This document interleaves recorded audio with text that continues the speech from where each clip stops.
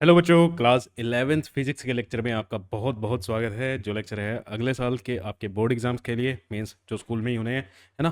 और JEE mains 2027 के लिए मेन चीज़ तो ये है, जेई मेंस की जो बच्चे तैयारी कर रहे हैं उनके लिए ये लेक्चर बना हुआ है। और जो बच्चे इस चैनल पे नए हैं तो प्लीज़ चैनल को सब्सक्राइब कर लो, क्योंकि यहाँ पे आपको क्लास 11th और 12th का पीसीएम का पूरा कोर्स फ्री ऑफ कॉस्ट मिलता है।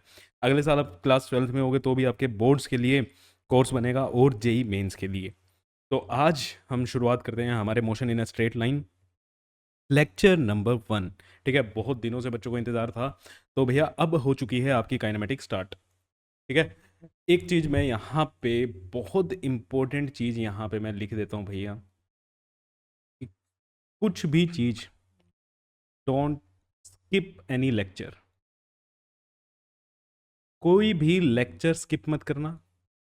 काइनेमेटिक्स चल रही है ये, ठीक है। ये क्या चल रही है? काइनेमेटिक्स चल रही है। हर एक चैप्टर, मतलब हम तो इसको ना चैप्टर नंबर 1 इसी को बोलते हैं, ठीक है।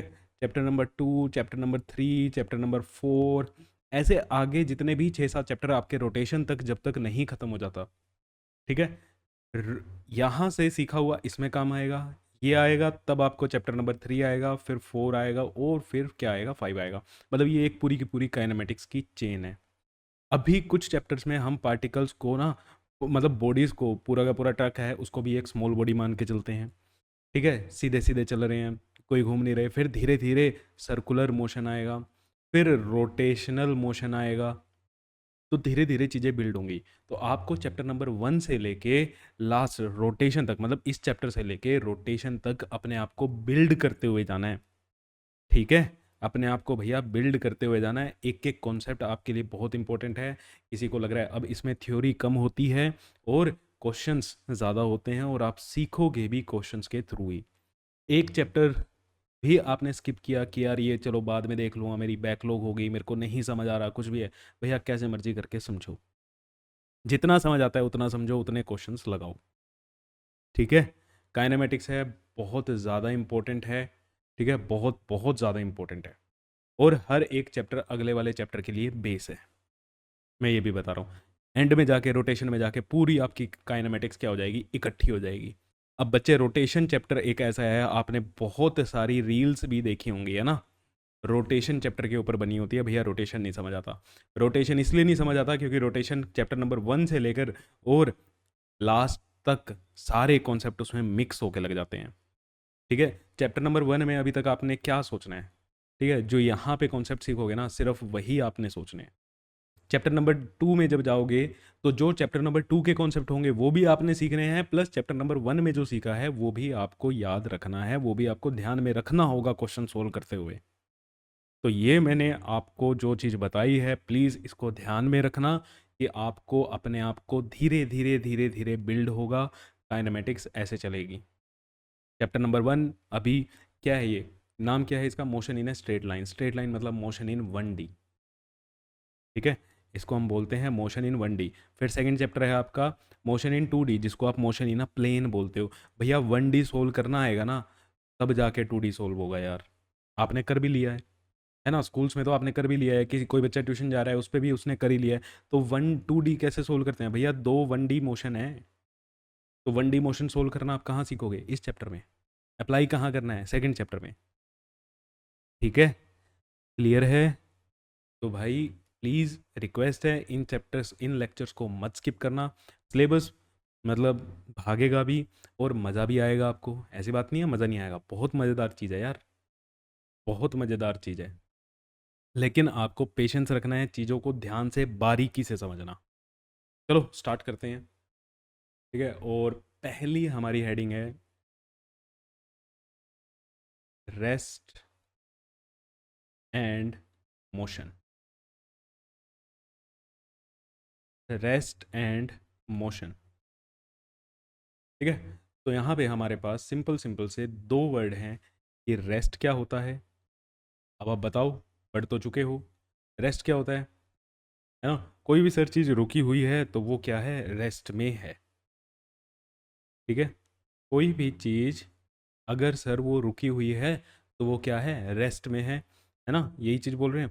कुछ बच्चे बोल रहे होंगे अगर सर इसकी अगर सर इसकी पोजीशन टाइम के रिस्पेक्ट में चेंज नहीं हो रही है तो भी वो क्या है, रेस्ट में है। बहुत बढ़िया। और जितनी भी डेफिनेशंस आपके दिमाग में आ रही हैं वो सारी की सारी क्या हैं, गलत हैं। वो सारी की सारी क्या हैं, गलत हैं। ठीक है। क्यों भैया, क्यों गलत हैं? अरे जब मैं आपसे पूछ रहा हूँ कि भैया क्या चीज़ रेस्ट में है, कौन सी चीज़ मोशन में है, रेस्ट क्या होता है, मोशन क्या होता है, तो आपका सबसे पहला धर्म क्या है काइनेमेटिक्स के अंदर, सबसे पहली कंडीशन क्या होनी चाहिए आपकी कि भैया ठीक है हमें ये बताओ देखना कहाँ से है। ठीक है, देखना कहाँ से है, आंखों से, है ना? किसकी आंखों से? समझ आया? इस धरती पे इतने सारे जीव जंतु हैं भैया, किसकी नज़रों से तुम्हें देखना है? मीन्स इसका मतलब क्या है, देखना कहाँ से है? तुम्हारा ऑब्जर्वर कौन है? तुम्हारा ऑब्जर्वर कौन है? सबसे पहला वर्ड आपके दिमाग में आना चाहिए कि सर अगर हम यहाँ पे बैठे हुए हैं, ठीक है, दोनों खड़े हुए हैं भैया आराम से, ठीक, फ्री टाइम पे वेले, क्लास में टीचर ने क्या कर दिया, खड़ा कर दिया, ठीक है, बिल्कुल स्टैंड स्टिल। तो ये अब तो सर हम दोनों ही क्या हैं, रेस्ट पे हैं। इसके हिसाब से मैं रेस्ट पे हूँ, मेरे हिसाब से ये रेस्ट पे है ना? दोनों ही क्या हैं, हम रेस्ट पे हैं। अरे भैया आप दोनों ही किस पे हो, अर्थ पे हो। आप दोनों ही किस पे हो, अर्थ पे हो। और कोई एस्ट्रोनॉट आपको देख रहा है मून से, कोई आपको मून से देख रहा है, तो अर्थ तो गोल गोल गोल गोल घूमती है या नहीं घूमती है? घूमती है ना? तो इसको आप भी कैसे दिखाई दोगे, घूमते हुए दिखाई दोगे। कैसे दिखाई दोगे, घूमते हुए दिखाई दोगे। तो क्या आप रेस्ट में हो? क्या आप रेस्ट में हो? तो इसीलिए तो सर मैं इसके रिस्पेक्ट में तो मैं रेस्ट में हूँ। हाँ है, मैंने तो ना बोला ही नहीं, लेकिन मैंने किससे के रिस्पेक्ट में पूछा ये बताया? नहीं, मैं तो तुम्हें इन जनरल बता रहा हूँ कि भैया रेस्ट और मोशन कैसे देखते हैं। कभी भी किसी चीज़ को रेस्ट में बताना है या मोशन में बताना है, सबसे पहले तो ये पूछो कि भैया किसके रिस्पेक्ट में बताना है, मीन्स हमारा ऑब्जर्वर क्या है। क्योंकि एक चीज़ मान लो हम इसको ले लेते हैं, इसको डब्बे में बंद कर दिया, ठीक है, तो ये तुम्हारे रिस्पेक्ट में तो रेस्ट पे हो गया, मून वाले भाई के रिस्पेक्ट में ये मोशन में हो गया, क्योंकि धरती गोल गोल गोल गोल घूम रही है तो ये भी घूमता हुआ दिखाई देगा। है तो अब इसकी स्टेट क्या है, ये रेस्ट या ये मोशन? रेस्ट या मोशन? मेरे हिसाब से इसके 1 के हिसाब से रेस्ट और 2 के हिसाब से मोशन। तो मतलब there is no absolute rest और नो एब्सोल्यूट मोशन। कोई भी चीज एब्सोल्यूट रेस्ट में नहीं है। एब्सोल्यूट रेस्ट कहने का मतलब क्या है बच्चे, कि भैया अगर वो तुम्हारे रिस्पेक्ट में ये नहीं है, वो पूरे संसार के रिस्पेक्ट में रेस्ट में है, पूरे यूनिवर्स के रिस्पेक्ट में रेस्ट में है, ऐसा जरूरी नहीं है। तो बोलो एक चीज क्लियर हुई। सबसे पहला पॉइंट यहां पे तुम्हें क्या क्लियर करना है, सबसे पहला पॉइंट क्या क्लियर करना है, ऑब्जर्वर कौन है। ठीक है, ऑब्जर्वर कौन है। अच्छा एक चीज़ और मैं बता देता हूँ, भैया कोशिश करना आप नोट्स अपने साथ साथ बना लो तो भी अच्छी बात है, समझने की कोशिश कर रहे हो तो समझ लेना, लेकिन ध्यान से देख भी लेना कि सर ने पहले कहाँ पे क्या चीज़ लिखी है, क्योंकि काइनामेटिक्स है ये, हमें भी नहीं समझ आता कहीं पे क्या भी लिख देते हैं, नोट्स इसके इतने ढंग से बनते नहीं। ठीक है, तो आप थोड़ा थोड़ा सा झलक लेते जाना कि सर क्या चीज़ पहले लिख रहे हैं। ओके, चलो, तो यहाँ से मेरे को क्या चीज़ समझ आई, ऑब्जर्वर कौन है। ठीक है, एक और एग्जांपल लें। चलो एक और एग्जांपल लेते हैं हम।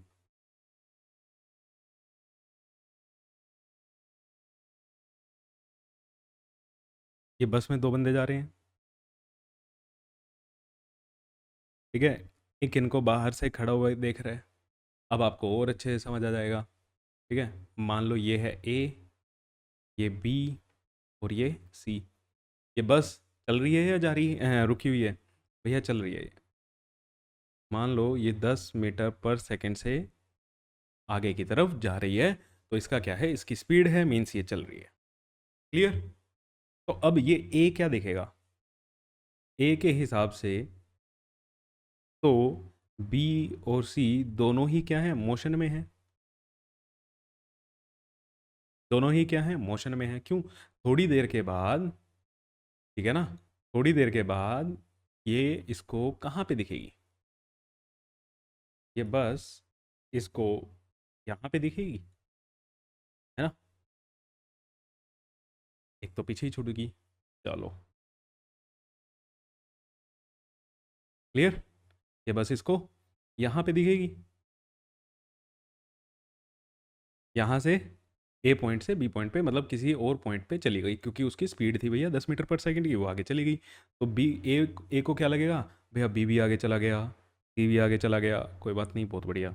अच्छा, बी को क्या लगेगा, अब मैं बी के हिसाब से देख रहा हूँ। अब ये जिनके हिसाब से मैं देख रहा हूँ ये क्या है, मेरे ऑब्जर्वर। ये क्या है, मेरे ऑब्जर्वर। ए कह रहा है भैया बी भी आगे चला गया, सी भी आगे चला गया, भैया चले गए ये, तो क्या है, ये मोशन में है। बी क्या कह रहा है, ए पीछे चला गया, है ना। ए उसको क्या लगेगा, भैया ए तो पीछे जा ही जा रहा है, तो ये नहीं लगेगा मैं आगे जा रहा हूँ, भैया बी, ए पीछे जा रहा है। ठीक है, कई बार लगता है ना ऐसा। तो बी के हिसाब से ए क्या है, मोशन में है। लेकिन सी, सी अरे ये तो यहीं खड़ा है, अरे 2 मिनट बाद ये अभी भी यहीं पे है, अरे 10 सेकंड बाद अब भी यहीं पे है, अरे 5 मिनट हो गए अब भी यहीं पे है, अरे आधा घंटे से मेरे सामने ही बैठा हुआ है ना। क्या है ये, रेस्ट पे है। क्या है ये, रेस्ट पे है। कोई चीज की पोजीशन नहीं बदल रही। Clear, okay. अच्छा, सी के हिसाब से भी ऐसा ही होगा, है ना भाई। सी के हिसाब से भी यही कंडीशन होगी कि ए उसको क्या लगेगा, मोशन में लगेगा। ए उसको क्या लगेगा, मोशन में लगेगा। और बी उसको क्या लगेगा, रेस्ट में लगेगा। बी उसको क्या लगेगा, रेस्ट में लगेगा। तो समझ आई बात। अब ए की पोजीशन, ए की एब्सोल्यूट मोशन बता सकते हो, ए रेस्ट में है, मतलब एब्सोल्यूट बता सकते हो क्या स्टेट है, ए रेस्ट में है, ठीक है, या मोशन में है। बी रेस्ट में है या मोशन में है। सी रेस्ट में है या मोशन में है। बताओ, क्या इनके लिए मैं एक वर्ड यूज कर सकता हूं कि ए तो जी रेस्ट में है, बी तो जी रेस्ट में है? नहीं ना, नहीं ना। ये चीज हमने बोली थी कि भैया there is no absolute rest और नो एब्सोल्यूट मोशन। क्लियर है, बात समझ आई, दिमाग में कुछ डला। देर इज, अरे there is no absolute rest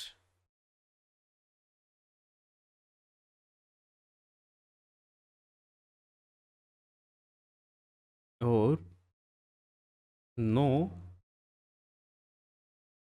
absolute motion. ना तो एब्सोल्यूट रेस्ट होता किसी भी चीज़ का, ना ही एब्सोल्यूट मोशन में होती कोई चीज़। भैया ऑब्जर्वर बताओगे हमें कि कहाँ से देखना है, तो हम उसकी स्टेट बता सकते हैं। ठीक है, तो हम उसकी स्टेट क्या कर सकते हैं, बता सकते हैं। ठीक, तो हम रेस्ट को कैसे लिखें फिर। अच्छा, एक लाइन और मैं लिख देता हूँ यहाँ पे कि rest and motion, rest and motion are relative term. Relative मतलब किसी के रिस्पेक्ट में। रिलेटिव का मतलब क्या होता है, किसी के रिस्पेक्ट में ही बताई जा सकती है।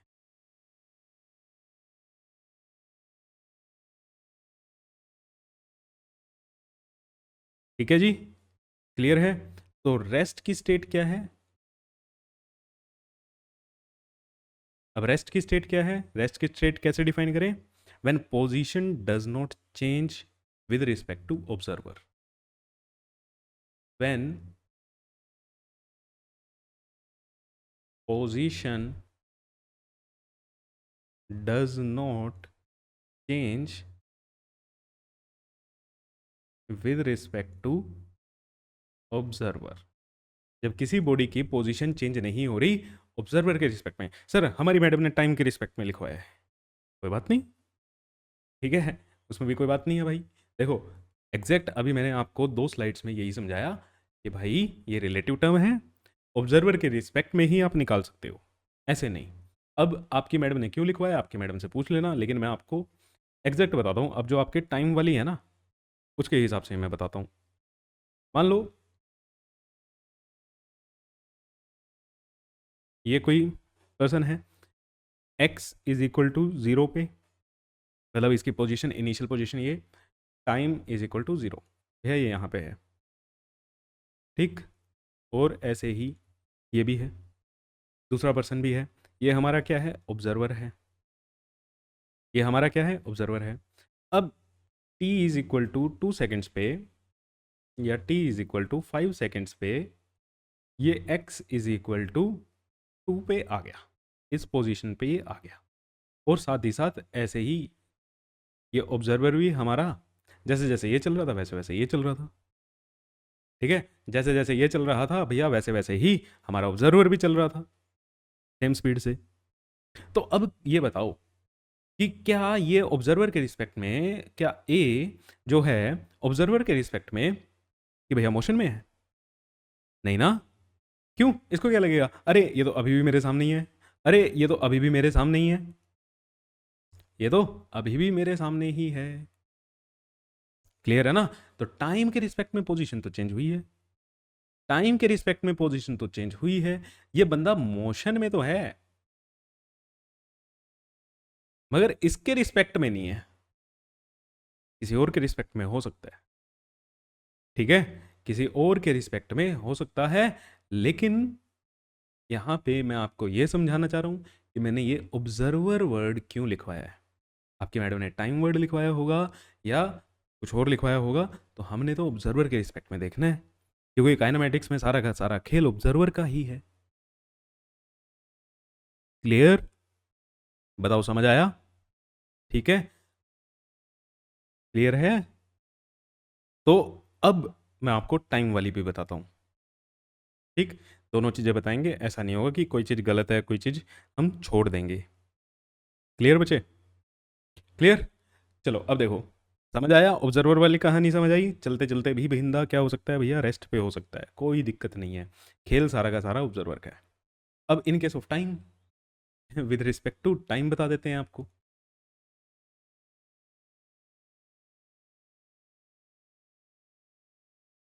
टाइम के रिस्पेक्ट में आपकी मैडम ने क्या लिखवाया है और वो क्या कहना चाहती हैं,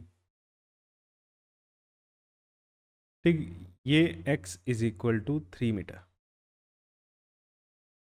इस पे ये पार्टिकल क्या है, खड़ा हुआ है, ठीक। अब क्या बताओ, यहां पे ये जो x है, is x a function of time? क्या ये x टाइम का फंक्शन है? क्या ये x टाइम पे डिपेंड कर रहा है कहीं पे? अब आपने फंक्शन सीख लिए है ना, फंक्शन आप सीख चुके हो, फिजिक्स में भी सीख चुके हो भैया, मैथ्स में भी सीख चुके हो, ठीक है, मैथ्स भी आप पढ़ रहे हो, आपको पता है कैसे रीड किया जाता है।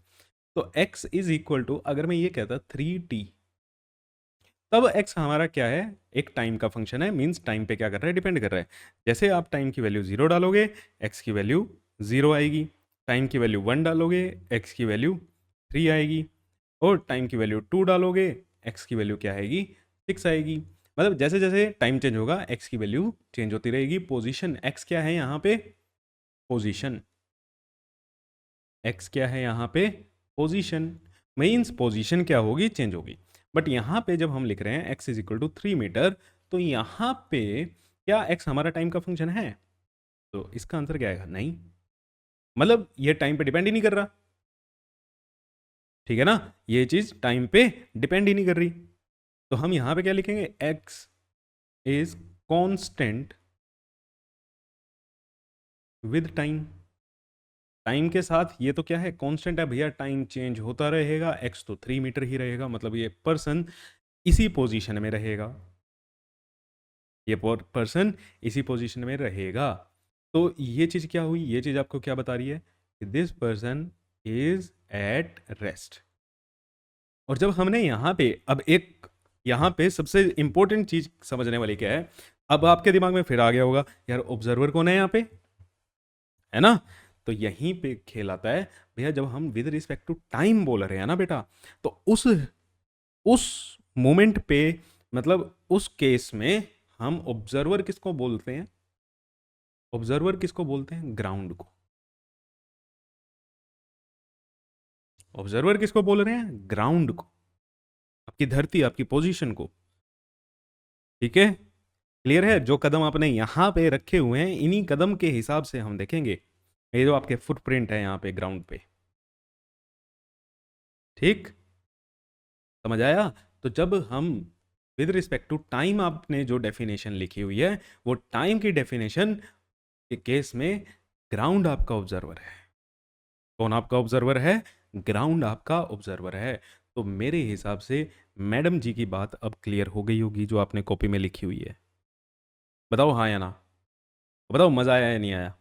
तो आपने दोनों चीजें देखी कि एक्चुअल में तो भैया हम पोजीशन, एक्चुअल में जो इसकी डेफिनेशन होनी चाहिए वो यही होती है, when position does not change with respect to time, with respect to observer, time के साथ और ऑब्जर्वर के साथ पोजीशन चेंज ना हो, तब उस स्टेट को हम क्या बोलते हैं, रेस्ट बोलते हैं। तब उस स्टेट को हम क्या बोलते हैं, रेस्ट बोलते हैं। अगर ऐसा नहीं हुआ, ठीक है, अगर ऐसा नहीं हुआ तो फिर वो क्या कहलाएगा, मोशन। तो फिर वो क्या कहलाएगा बेटा, मोशन कहलाएगा। ठीक है, when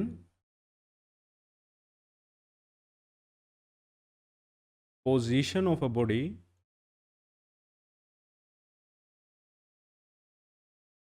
changes with respect to time, with respect to observer, ठीक है, then it is called motion. तब इसको हम क्या कहते हैं, मोशन में कहते हैं। क्लियर है। जैसे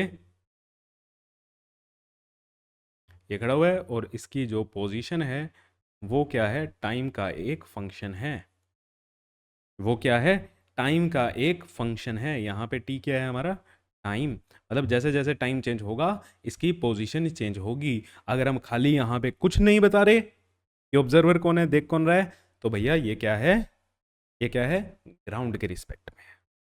ये किसके रिस्पेक्ट में है, ग्राउंड के रिस्पेक्ट में है। ठीक है जी, क्लियर हुआ। बताओ ये दो चीजें क्लियर हुई कि अगर हम कुछ नहीं बता रहे कि ऑब्जर्वर कौन है, मींस ग्राउंड है। ठीक है, अदरवाइज आप ऑब्जर्वर को स्पेसिफाई करो कि भैया देख किसके रिस्पेक्ट में हम रहे हैं। ठीक है बच्चे। तो अब यहां से अगर मैं ऐसा लिखता हूं, ठीक है, एक्स को हम लेते हैं पोजीशन और टी को हम ले लेते हैं टाइम, और अगर मैं ऐसे लिख दूं x is equal to 5t, x is equal to 5t, तो क्या ये रेस्ट पे है या ये मोशन में है, आप बता सकते हो। बताओ भाई, बता सकते हैं ना। और x इज इक्वल टू 10, ये दो केस में हम बता सकते हैं भाई। ऑब्जर्वर स्पेसिफाई नहीं है तो मीन्स ग्राउंड है। आपने क्या लेना है, ग्राउंड को लेना है। अदरवाइज पूछ लेना भाई, वाइवा में जब क्वेश्चन होंगे तो पूछ लेना, वाइवा दोगे फाइनल्स में तो पूछ लेना। ठीक है, काइनेमेटिक्स सबसे फंसाने वाली चीज़ है। चलो 5t मतलब x जो है पोजीशन टाइम का एक फंक्शन है, पोजीशन टाइम पे डिपेंड कर रही है। जैसे जैसे टाइम चेंज होगा पोजीशन की वैल्यू चेंज होगी। अगर किसी पर्सन की पोजीशन चेंज हो रही है, मतलब वो हिल डुल रहा है, तो वो क्या होगा, मोशन में होगा। वो क्या होगा, मोशन में होगा। और यहाँ पे अगर हम बात करें, x क्या है, x क्या है 10, एक्स क्या है 10, टाइम पे डिपेंड ही नहीं कर रहा। टाइम पे डिपेंड नहीं कर रहा मतलब टाइम जितना मर्जी चेंज करते रहो, एक्स तो क्या रहेगा, पोजीशन तो क्या रहेगी, 10 ही रहेगी। मतलब कोई भी बॉडी है वो 10 पे ही खड़ी रहेगी, इसी फिक्स पोजीशन पे खड़ी रहेगी, जितना मर्जी आप टाइम चेंज करते जाओ। तो वो हिलडुल नहीं रही, उसकी पोजीशन चेंज नहीं हो रही, तो वो किस में कहलाएगी, मोशन में। वो किस में कहलाए, ओ सॉरी, वो किस में कहलाएगी, रेस्ट में। ठीक, तो रेस्ट और मोशन देखना आया। अब यहां से पोजीशन अगर कांस्टेंट है, पोजीशन अगर कांस्टेंट है तो रेस्ट है। पोजीशन अगर वेरिएबल है, यहाँ पे एक्स को क्या कहोगे आप, एक्स की वैल्यू फिक्स है नहीं ना, 5T वाले केस में एक्स की वैल्यू फिक्स है नहीं है, वेरिएबल है ना, तो मतलब पोजीशन वेरी कर रही है तो मोशन, पोजीशन वेरी नहीं कर पा रही तो रेस्ट। इसलिए वो डेफिनेशन जो आती है ना कि भैया पोजीशन चेंज होगी, पोजीशन नहीं चेंज होगी, वो यहाँ से आती है। समझ आई बात, कहाँ से आती है, वो यहाँ से आती हैं। बहुत डीप कॉन्सेप्ट्स हैं, धीरे धीरे धीरे धीरे अपने आप को बिल्ड करते चलो, कोई दिक्कत की बात नहीं है, वो बड़े प्यार से सीखना। जल्दबाजी किसी ने की कि भैया सर मेरे को तो समझ नहीं आ रहा, 2 बार देखो वीडियो, 3 बार देखो, और मैं तो कहूँगा कम से कम मैकेनिक्स की, ठीक है, कम से कम ये फिजिक्स के अब जो आपकी स्टार्ट हो चुकी है, एक वीडियो 2 बार देख लेना, जितने आपके डाउट्स हैं क्लियर हो जाएंगे, जितने आपके डाउट्स हैं बेटा क्लियर हो जाएंगे। मैं ये नहीं कहता एक बार आपको वीडियो देखने पे सारा का सारा समझ आ जाएगा, जिसको आता है बहुत अच्छी बात है, ठीक है, अदरवाइज अगर आपके कोई कॉन्सेप्ट्स रह जाते हैं तो वीडियो को कम से कम 2 बार देखना। चलो भाई, अब आ जाते हैं 2 टर्म आज की हमारी, डिस्प्लेसमेंट एंड डिस्टेंस।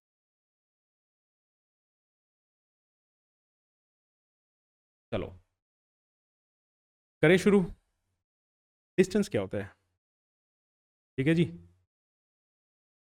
डिस्टेंस क्या होता है। डिस्टेंस होता है बेटा एक्चुअल में कितना पाथ बॉडी ने कवर किया, एक्चुअल पाथ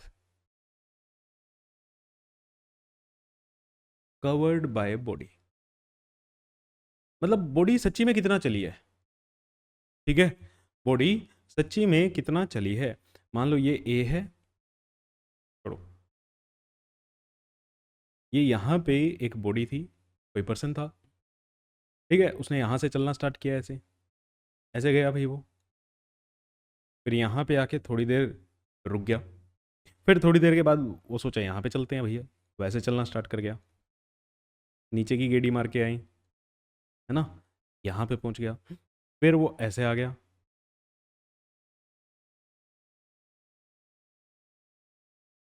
फिर वो यहाँ पे आके खड़ा हो गया। मान लो ये जो इसने चला, ये चला 10 मीटर, ठीक, ये चला 4 मीटर, और इधर आया 5 मीटर, तो इसने एक्चुअल में कितना रास्ता चला है, इसने एक्चुअल में भैया यहाँ से ए से बी पे आने में इसने एक्चुअल में कितना रास्ता चला, भैया 10 कदम, तो 10 मीटर तो ये चला, फिर 4 मीटर यहाँ पे चला, और फिर 5 मीटर यहाँ पे चला, तो टोटल जो ये चला है, टोटल डिस्टेंस हमारा कितना हो गया, 10 + 4 + 5 = 19 मीटर। टोटल ये पर्सन कितने मीटर चला, 19 मीटर चला, तो इसका डिस्टेंस क्या है, 19 मीटर। डिस्टेंस बेटा पाथ पे डिपेंड करता है, जैसे अगर ये है और एक पॉइंट है बी, ए से हमें बी पे जाना है, ऐसे चले जाओ, ठीक है, अब ऐसे तो तुम जाते नहीं, है ना, सीधे सीधे घर से स्कूल, स्कूल से घर, ऐसे तो तुम जाते नहीं, घर से निकले दोस्त के घर, फिर एक और दोस्त के घर, फिर उसको भी एक्टिवा पे उठाया, फिर यहाँ पे स्कूल में आगे, आगे गेट पे आ गए, अभी तो देखा 5 मिनट और हैं, चलो मार्केट में, है ना, ऐसे ही चलता है, फिर मार्केट में एक्टिवा लगा के फिर आ जाते हैं स्कूल पे, ठीक। तो ये जो इस पाथ की जो लेंथ होगी ना बेटा, ये समझना इसको, बहुत प्यारा सा कॉन्सेप्ट है, और आपको बहुत आसानी से समझ आ जाएगा। ये जो चला है ये है डिस्टेंस। अब कल, आज ये था, है ना, कल क्या हुआ, अरे एक्टिवा में पेट्रोल कम है, तो भैया सीधे सीधे निकल लो स्कूल, ठीक है, एक्टिवा में पेट्रोल कम है, कल ज़्यादा गेड़ी मार ली थी, तो आज उतनी तो लगेगी नहीं, पेट्रोल कम है, पापा ने पैसे दिए नहीं है, तो भैया यहाँ पे डिस्टेंस डिपेंड करेगा आपके एक्चुअल पाथ पे। अब इन तीनों केस में मान लो ये केस नंबर 1, ये केस नंबर 2, और ये केस नंबर 3, है ना। केस नंबर 1 तो जब भी पॉसिबल है जिस दिन पापा छोड़ने आ रहे, है ना भाई, पापा या मम्मी छोड़ने आ रही हो उसी दिन पॉसिबल है ये चीज़। तो तीनों के केस में डिस्टेंस जो होगा 1 not equal to distance of 2 path 2 and not equal to distance of path 3,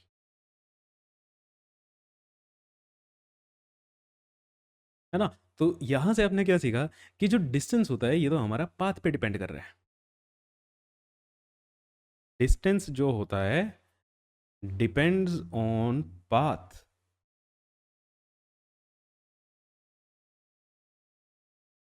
distance depends on path, रास्ते पे डिपेंड करेगा कौन सा रास्ता आपने चुना है, ठीक है। और हर रास्ते का डिस्टेंस अलग अलग आएगा, हर रास्ते का डिस्टेंस क्या आएगा बेटा, अलग अलग आएगा, ठीक है। क्लियर है।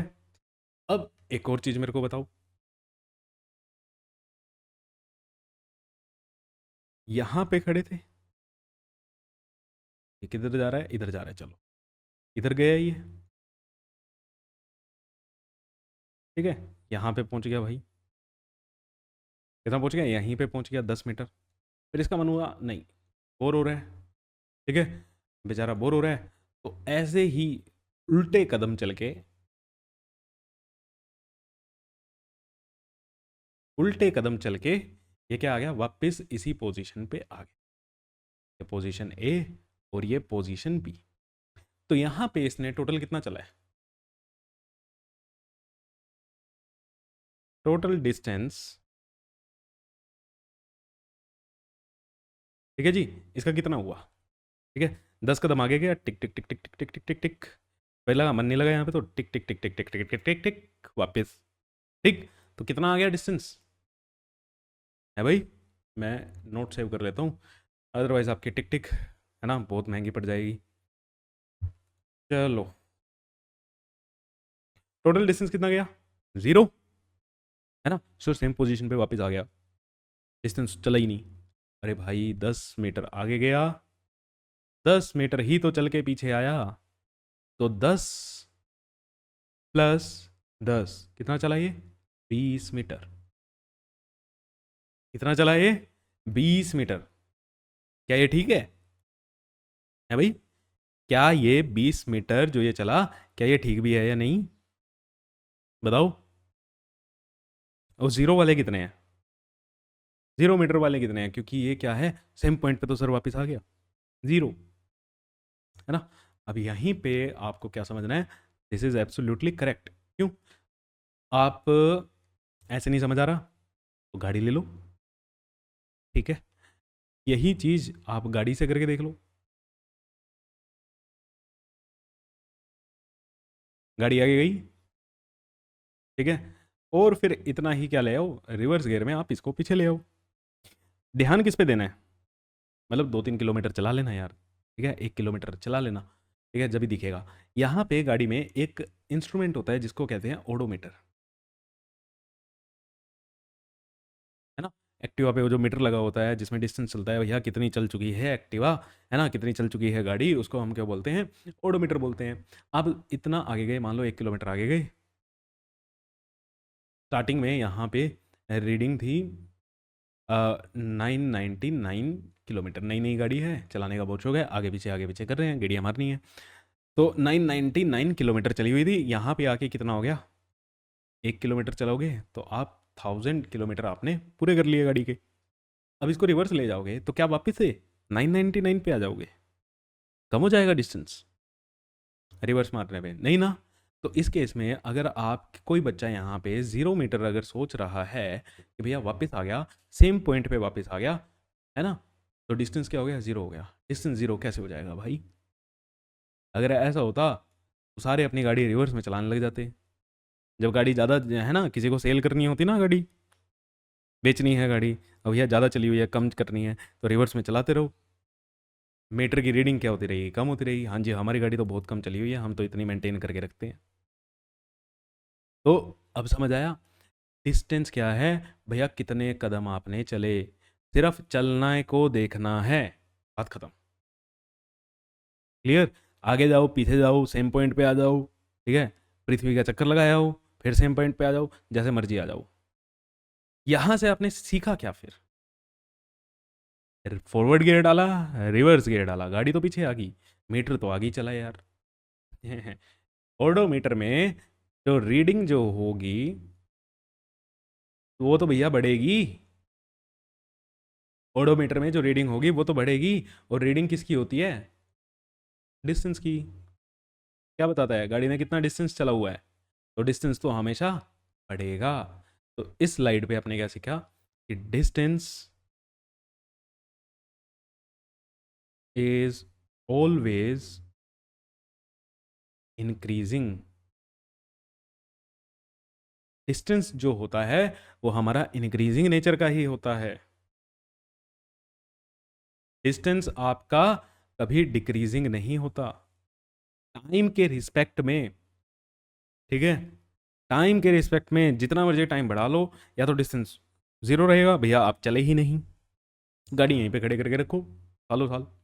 आज आपने खड़ा कर दी, 10 दिन बाद ना चलाओ, क्या गाड़ी में कोई रीडिंग चेंज होगी? नहीं होगी। मतलब कोई डिस्टेंस नहीं चला 10 दिन में, या तो चलेगी, कम तो नहीं हो जाएगी यार। फिर हम मीटर वाले से करवा लेंगे जाके, वो एक्सेप्शनल केस है, ठीक है? वो क्या है? एक्सेप्शनल केस है। और फिजिक्स में हम एक्सेप्शन की बात करते नहीं, ठीक? तो वो वाला आइडिया आपका फेल हो गया, ठीक है जी? तो distance is always increasing, distance हमेशा ही बढ़ेगा, या तो भैया कांस्टेंट रहेगा, खड़े रहो आप, ठीक? या फिर अच्छा, ऑलवेज इंक्रीजिंग में इसको ऐसे लिखो, डिस्टेंस इज नेवर डिक्रीजिंग, उल्टा लिखते हैं कि ऑलवेज इंक्रीजिंग में वो फिर एक वर्ड की दिक्कत आ रही है कि कांस्टेंट भी तो रह सकता है ना। अभी हम बोल तो रही हैं कांस्टेंट रहेगा, लेकिन लिखने में तो नहीं आ रहा था वो। तो भैया इसको ऐसे लिख लेते हैं कि घटेगा तो नहीं, डिस्टेंस इज नेवर डिक्रीजिंग। या तो कांस्टेंट रहेगा, कोई बॉडी जहां पे खड़ी है वहीं पे खड़ी रहेगी, या फिर बढ़ेगा, या फिर क्या होगा? बढ़ेगा। कम नहीं होगा भाई ये, ठीक है? कम नहीं होगा, ठीक? चलो, अब एक और चीज सीखो। ये आपका कोऑर्डिनेट एक्सिस, वाई एक्स, इधर माइनस एक्स, और इधर माइनस वाई। आप यहाँ पे खड़े हुए हो x इज इक्वल टू 1 पे,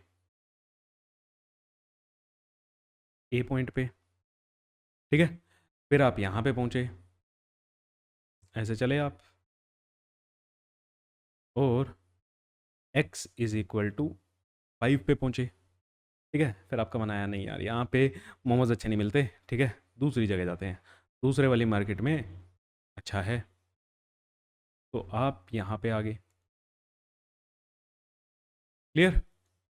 यहाँ पे आके खड़े हो गए, हाँ यहाँ बढ़िया है, ठीक है, यहाँ बढ़िया माहौल बना हुआ है। और यहाँ पे आपने किस पे आए? x इज इक्वल टू -10 पे आ गए, ठीक है? x इज इक्वल टू -10 पे आप आके खड़े हो गए। तो अब मेरे को ये बताओ कि आपने डिस्टेंस कितना चला?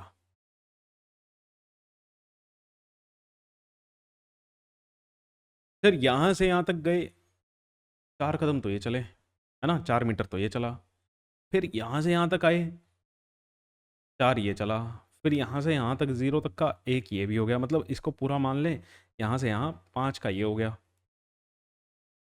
हम्म। और 5 के बाद फिर हम यहाँ से यहाँ पे पहुँचे -10 ये। तो टोटल डिस्टेंस हमने कितना चला?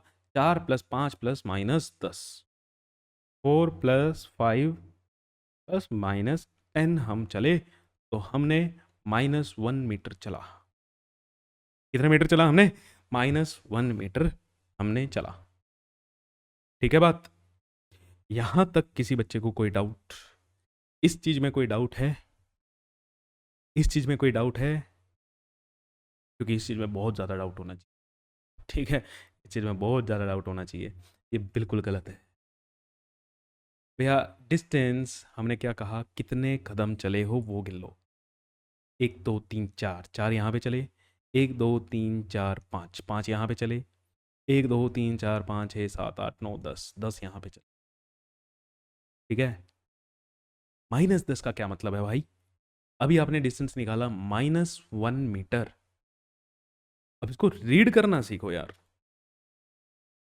मैं आज -1 मीटर चला, मैं आज -1 मीटर चला, इसका क्या मतलब है? Please explain. है भाई, इसका क्या मतलब है यार? या तो मैं चला या तो मैं नहीं चला, माइनस में चला, ये क्या बता रहा है भाई? ये क्या बता रहा है? एक्चुअल में डिस्टेंस कितना आएगा? 4 + 5 + 10, 19 ही आएगा भैया। या तो मैं चलूंगा या नहीं चलूंगा, और जब मैं चलूंगा तो भैया डिस्टेंस तो बढ़ेगा। क्यों सर बढ़ेगा? अभी तो ये बताया, डिस्टेंस कभी भी डिक्रीज नहीं होता, डिस्टेंस हमेशा बढ़ता ही है। ठीक है, तो ये नेगेटिव में चले हैं सर। सर ये तो नेगेटिव में चले हैं। इधर आ गया मैं सी पे। ठीक है, इधर आ गया सर मैं सी पे, तो ये कैसे चले? ये तो नेगेटिव में आया है ना। ये क्या बताएगा मेरे को? कुछ नहीं बताएगा, ये सिर्फ यही बताएगा कि भैया 19 कदम चला है तू, और कुछ नहीं बताएगा। ठीक, ये कुछ नहीं बता रहा है, ये -10 ये नहीं बता रहा है। इसीलिए तो हमने क्या इजाद किया? डिस्प्लेसमेंट। कि भैया ये पूरी इंफॉर्मेशन देता ही नहीं डिस्टेंस। डिस्टेंस ना पूरी इंफॉर्मेशन आपको नहीं देता, इसीलिए डिस्प्लेसमेंट का खोज हुई। ठीक है, इसीलिए डिस्प्लेसमेंट नाम की चीज़ को लेके आए और आपके सिलेबस में, ये आपके सिलेबस में डाल दी गई। अब यहाँ पे क्या नहीं बता रहा पता है आपको? यहाँ पे मान लो कुछ भी रेफरेंस है, कोई पर्सन x = 1 पे खड़ा हुआ है, बिल्कुल। ठीक है, आपने, अच्छा ऐसा मानो कि आपने अपने दोस्त को बुलाना है अपने घर पे, पहली बार आ रहा है, घर पता नहीं है, घर क्या है पता नहीं है, तो भाई यहाँ पे ना बस इस यहाँ से इस वाले कैफ़े से 10 कदम आ जा। ठीक है, इस वाले कैफ़े से 10 मीटर की दूरी पे मेरा घर है। इधर, अरे 10 मीटर तो इधर भी 10 मीटर है, इधर भी 10 मीटर है, 10 मीटर का डिस्टेंस है 1 किलोमीटर का डिस्टेंस है, किधर है ना? अगर मैं कोऑर्डिनेट एक्सिस के हिसाब से चलूँ तो इधर तो -10 होना चाहिए। अब उसको -10 बताएं तो उसको पता लग जाएगा कि भैया मुझे किधर जाना है, -x एक्सिस में चलना है। लेकिन डिस्टेंस तो नेगेटिव होता ही नहीं, डिस्टेंस तो ये बताता है भैया इतना चल लो। ठीक है, कैसे चलना है ये हमारी जिम्मेदारी नहीं है, किधर चलना है ये भी मेरी जिम्मेदारी नहीं है, जिधर मर्जी चलो चल लो बस। समझ आई बात? तो यहाँ पे आपने क्या सीखा है? Distance can never be negative.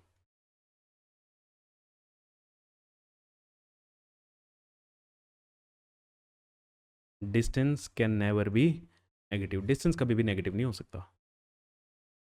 Clear? Displacement वाली कहानी मैं अगली क्लास में छेड़ूंगा आपसे, आज बढ़िया से समझ के आना इसको।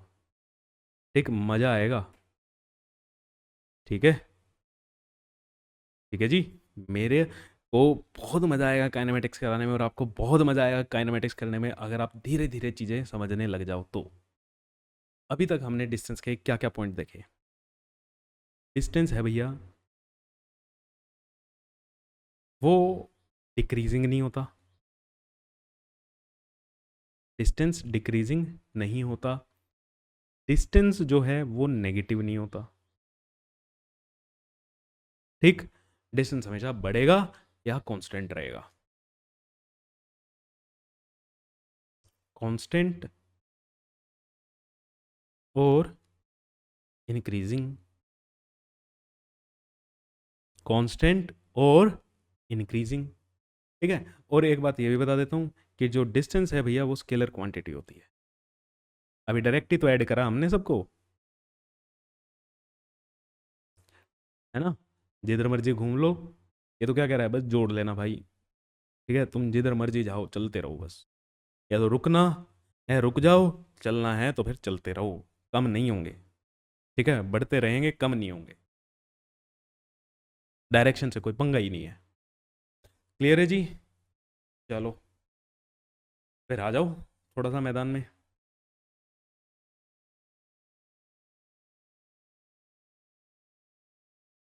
डिस्टेंस, टाइम, ठीक है। एक एक्सिस पे हमारा डिस्टेंस हुआ और एक एक्सिस पे हमारा टाइम हुआ। तो जल्दी से बताओ ऐसे। ये ग्राफ है, ठीक है। ये सही है या ये गलत है? क्या लग रहा है आपको? ग्राफ तो पढ़ना आता है ना बेटा? ग्राफ तो पढ़ना आता है। ग्राफ अगर पढ़ना सीखा हुआ है तो, अगर किसी को नहीं भी आता चलो बता देते हैं यार। पहला ग्राफ है कि भैया कहीं पे भी 2 पॉइंट मान लो, एक ये और एक ये। कहाँ पे मानने हैं सर? कहीं पे भी मान लो यार। दोनों से परपेंडिकुलर डाल दो दोनों एक्सिस के ऊपर, दोनों से परपेंडिकुलर डाल दो दोनों एक्सिस के ऊपर। फिर अब इनको आप क्या कर सकते हो? एनालाइज कर सकते हो। भैया टाइम, इस टाइम पे डिस्टेंस d1 था, t2 टाइम पे डिस्टेंस d2 था, है ना। अब क्या हुआ है? डिस्टेंस कम हो गया यार, टाइम तो बड़ा है। डिस्टेंस कम हो गया है, टाइम के साथ डिस्टेंस कम कैसे हो सकता है? नहीं हो सकता। आंसर क्या आ गया? This is wrong, this is wrong. ये ग्राफ क्या है? गलत है। डिस्टेंस कम कर रहे हो यार आप, टाइम के साथ साथ डिस्टेंस कम कर रहे हो। टाइम जितना मर्जी कर लो, टाइम अगर बढ़ेगा या तो डिस्टेंस कांस्टेंट रहेगा या डिस्टेंस इंक्रीज करेगा। Distance can never be decreasing, ठीक है। तो इस ग्राफ में आपको गलती समझ आ गई क्या थी? चलो जी, अब दूसरा ग्राफ ले लेते हैं, ठीक है। यहाँ पे डी, यहाँ पे टी, और ये ग्राफ आ गया।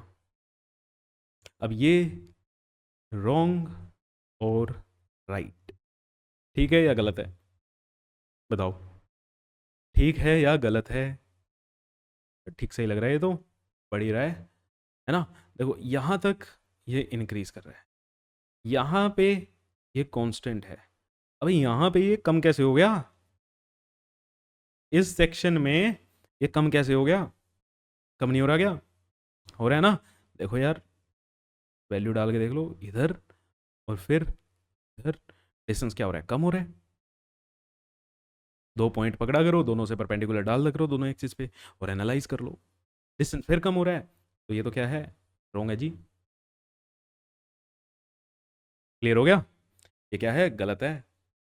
अब ऐसे ऐसे ग्राफ ना आपसे क्या पेपर में पूछे जाते हैं।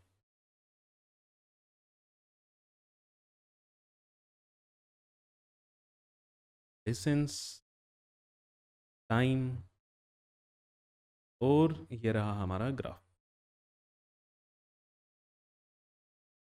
ठीक है। ये ऐसे चल रहा है, रॉन्ग और राइट। क्या ये सही है या ये गलत है? अभी बताओ, क्या ये सही है या गलत है? सर ठीक लग रहा है तो, बढ़ ही रहा है ना। ये तो बढ़ ही रहा है, तो बढ़ी तो रहा है। मैं भी तो कह रहा हूँ इंक्रीजिंग तो है ही है। क्या इंक्रीजिंग है? यस सर, ये इंक्रीजिंग है। इंक्रीजिंग है तो मतलब ये ठीक है।